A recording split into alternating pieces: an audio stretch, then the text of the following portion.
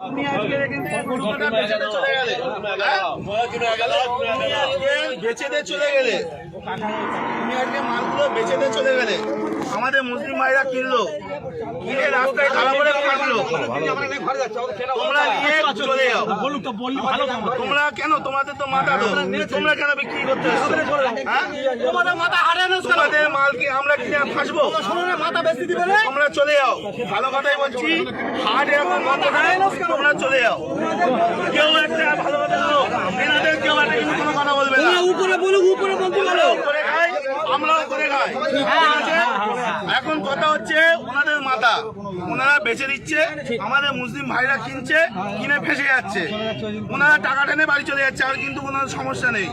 সুতরাং কেউ একটা এদের কোনো কথা বলবে না, এনারাও করে খায়। কিন্তু তোমরা মানে কাকা নিয়ে বাড়ি চলে যাও।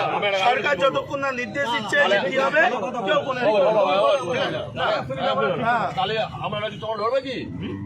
আমাদের সাথে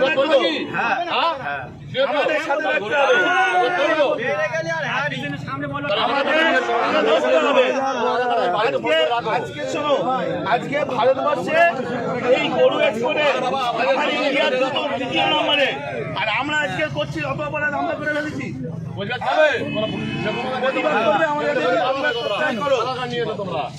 আমাদের সাথে প্রতিবাদ করলে থাকো, না হলে থেকো না।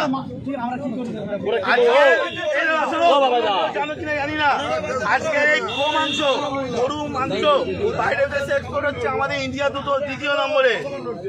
আর আজকে আমরা অপরাধ করে ফেলেছি, এর জবাব কেউ দিতে পারবে? সুতরাং টাকা নাম বলো,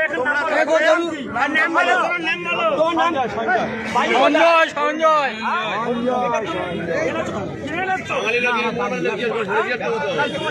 বয়স হয়েছে, এটা 14 বছর বয়স হয়েছে, চলতে তুমি এই কাজটা করলে কেন? তোমার কাজকে তো ঘোষণা হচ্ছে, আমরা